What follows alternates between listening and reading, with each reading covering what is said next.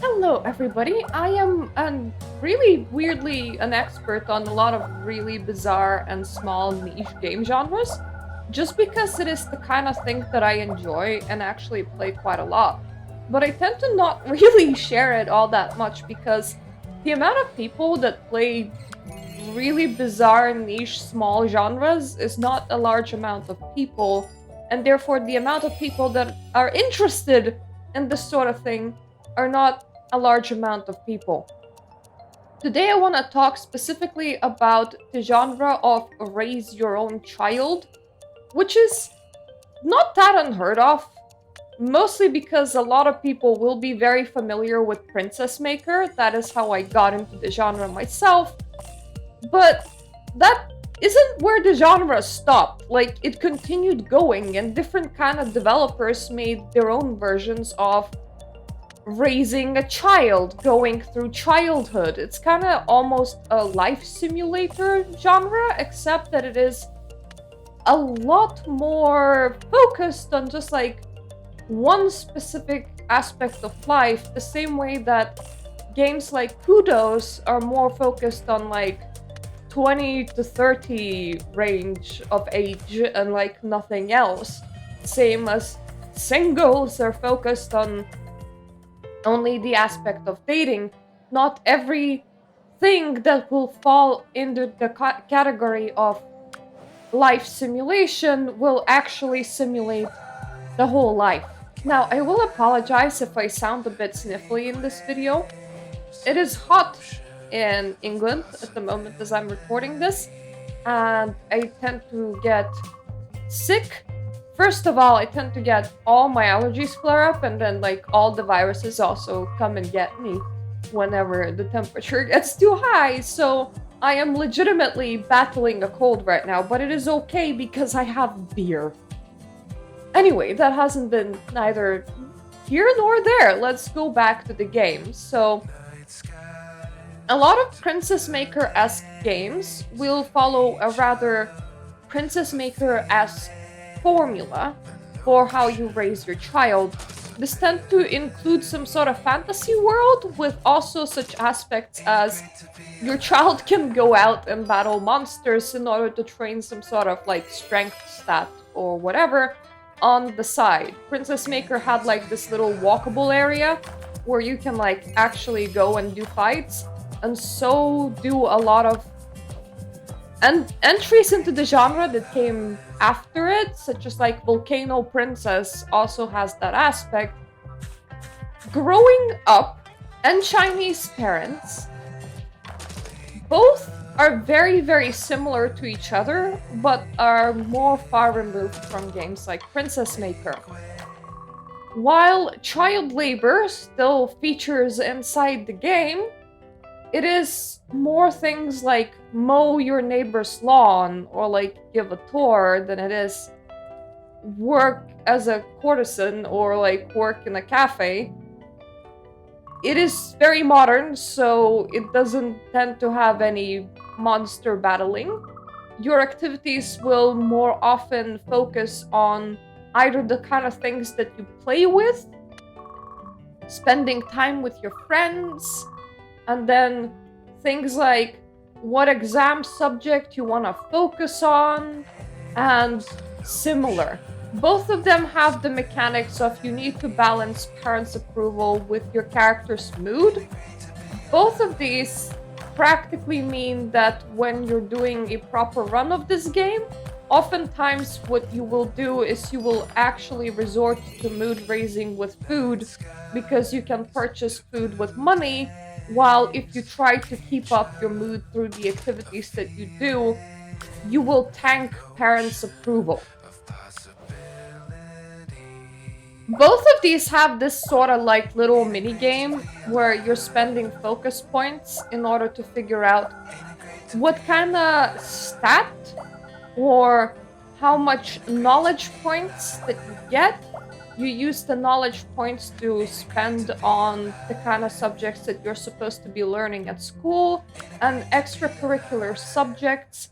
These subjects will decide what your character does as a grown-up, effectively. You can spend your pocket money on activities that you can do in your house. You can spend parents' approval on the kind of activities that they will also allow you to do. You will plan out your schedule based on the kind of activities that you have available, that you have spent money on. And in between every weekly schedule, you also have some action points that you can spend on hanging out and spending time in like a specific place or on like a specific activity that you want. So in growing up, for example, I have these focus points, which I am currently doing a mini game for example, and that's like my schooling, right? All of that I can purchase for knowledge points that I accumulate. You can see one of those has light up now because I have enough knowledge points in order to purchase that.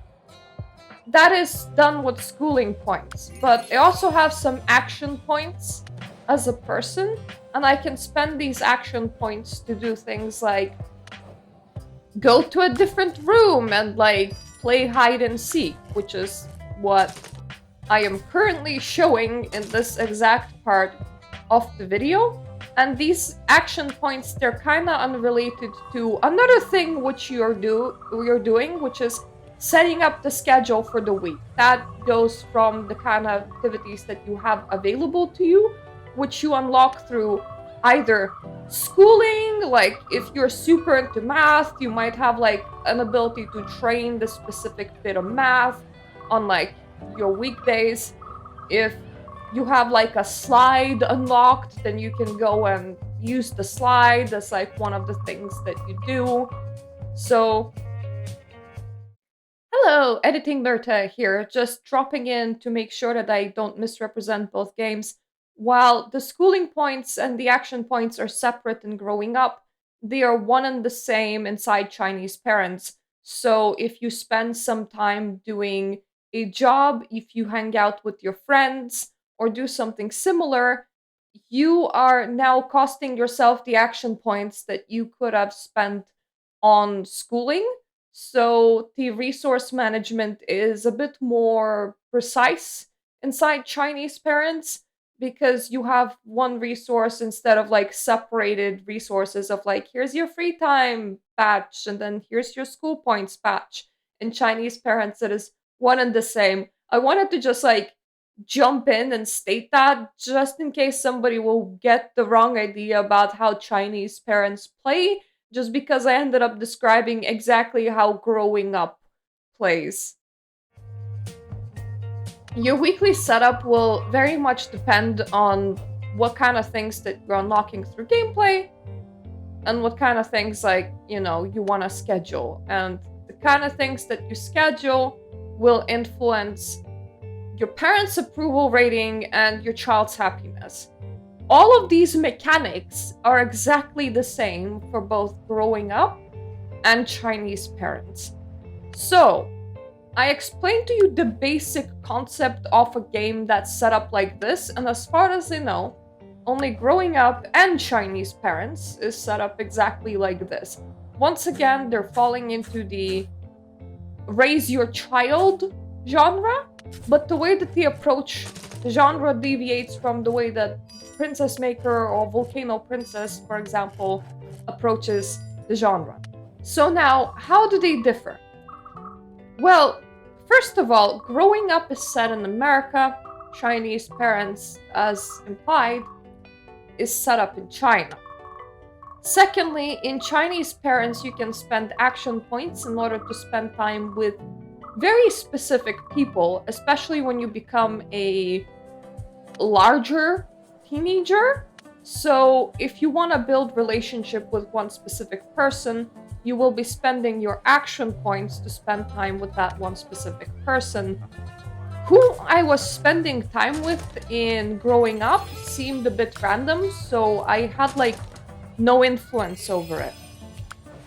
Now, the purpose of spending time with somebody in Chinese Parents is often to court and to marry them and to start the next generation, while growing up is a lot less to do a generational play and more focuses on things in the moment.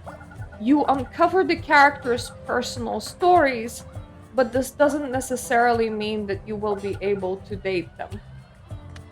Growing Up has gay characters. I don't know if Chinese Parents has gay characters because honestly I haven't tried.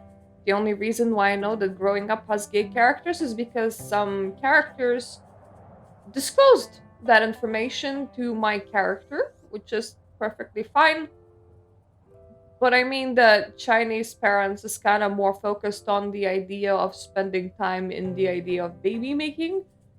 Growing Up is more focused on personal expression and encouraging or discouraging the people around you from doing specific things and seeing the world in a specific way, which I suppose aligns more with American experience. Like, I don't know. I haven't grown up in either one of these countries. Now,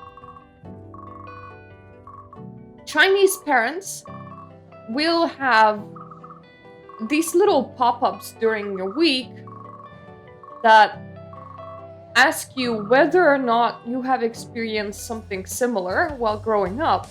Oftentimes these pop-ups will be kind of brutal, like you broke a vase and your dad beat you.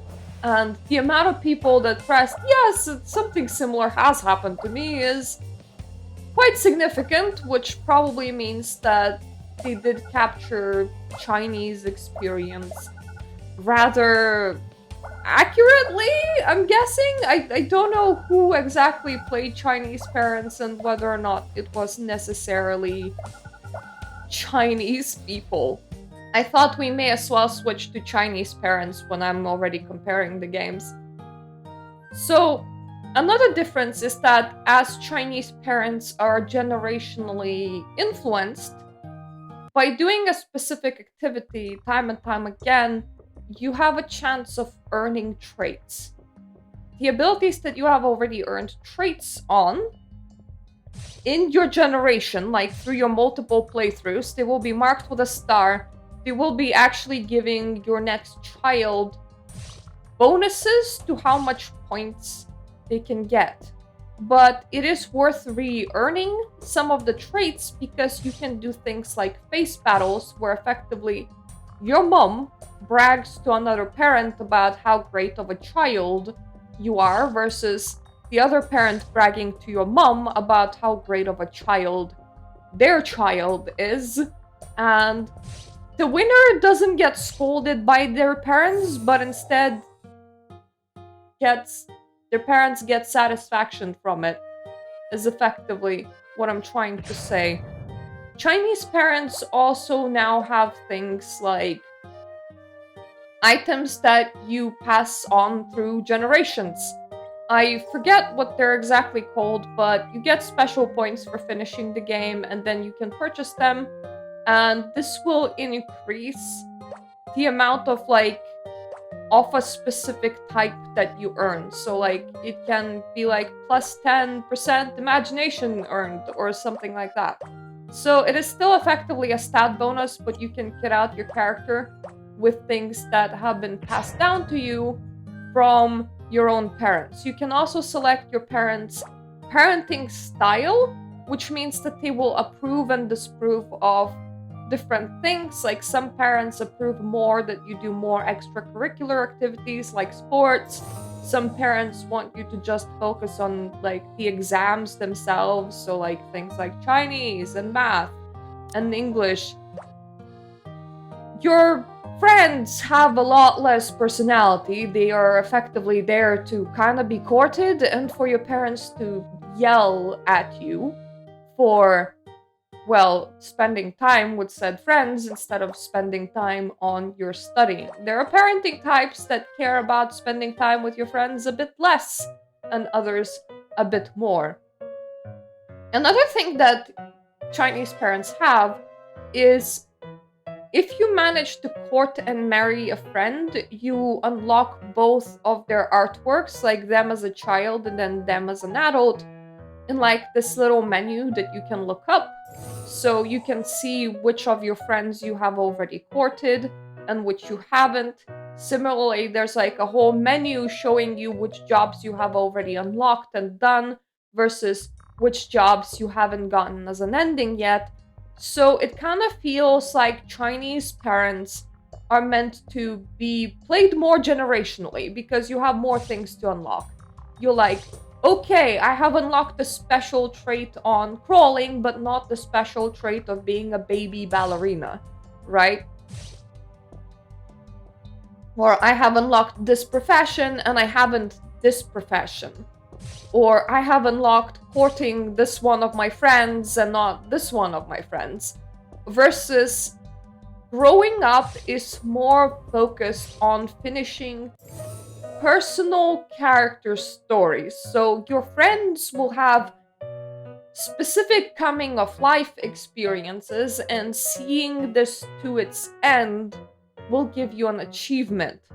So the idea is that maybe you're gonna continue playing because you want to see more of those stories and more of the things that can happen in game versus the idea of continuing playing Chinese Parents is getting stat bonuses for the next generation and unlocking all the traits or all the items that can be inherited, all the job endings, all the character portraits for your, well, spouses. From my perspective, both of these games started at about similar level of strength, but I quit playing growing up fairly fast because it has less replayability, in my personal opinion. Like, when you see everybody's stories, you see everybody's stories, versus Chinese Parents, where even the items that you inherit are actually kind of a new addition. That the game didn't like come out having that, so they kept on updating the game to keep you playing for longer. Both of these games take about the same amount of time to finish, at about 3 hours a run. But the fact that there's more things to collect and more things to see, more endings to experience, makes me a lot more likely to want to play Chinese Parents over growing up, if that makes sense. That being said, Chinese Parents might not be everyone's cup of tea, mostly because it is a lot more strict, it is somewhat a lot more violent, and it is a bit more brutal. And by that I mean, like, your parent yelled at you for doing this, your parent beat you for doing this. No, you cannot be on your phone. No, you shouldn't be speaking to your friends. You have disappointed your family for not getting a, like, grading on this and this and this.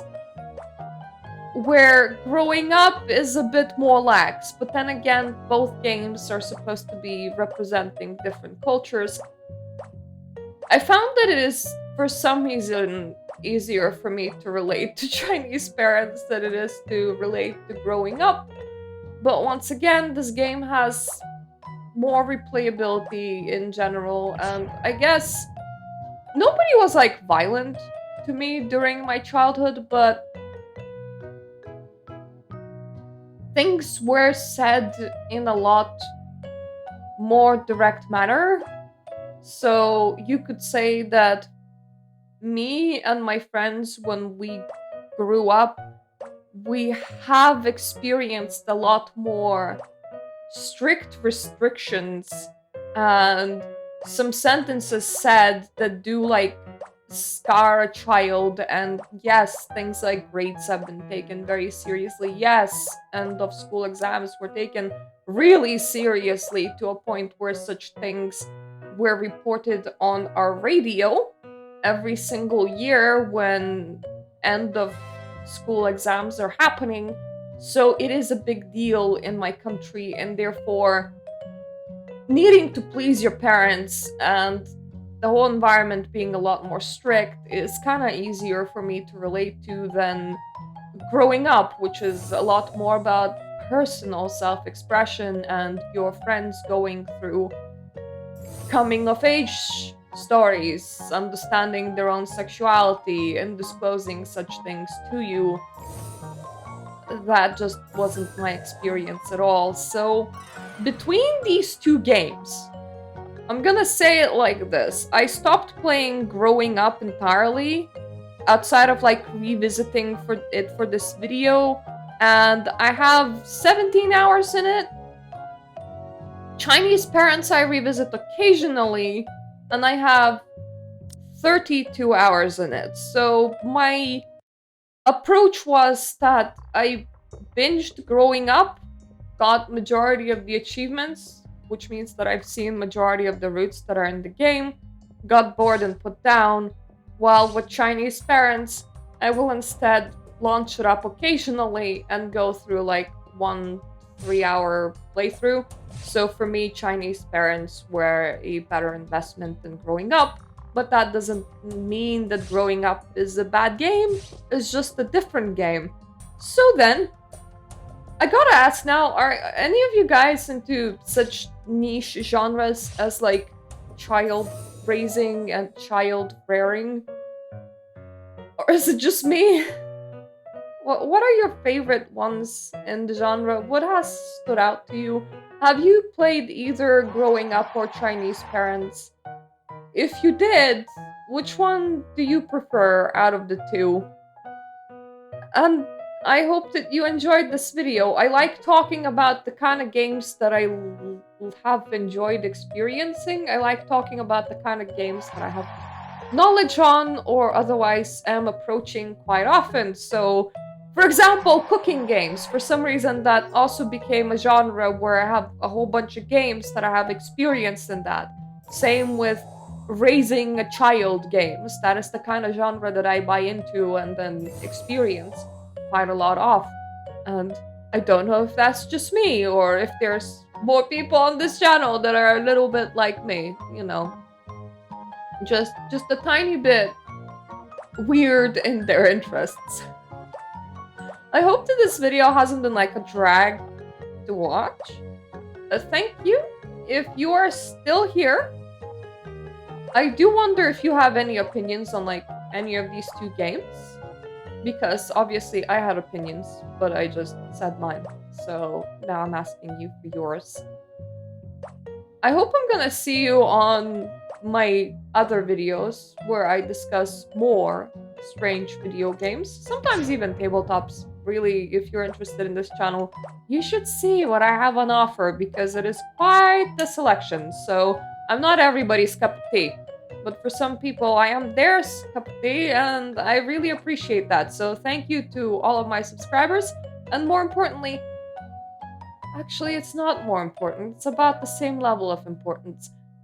What I was trying to say is I also would like to thank you, my Patreon supporters, because I wouldn't be able to be trying out all of these different games if I didn't have money to get games with, and my Patreon is effectively my gaming fund. So thank you for allowing me to enjoy this joy of gaming, and I hope that I'm gonna see you in my other videos. Toodaloo.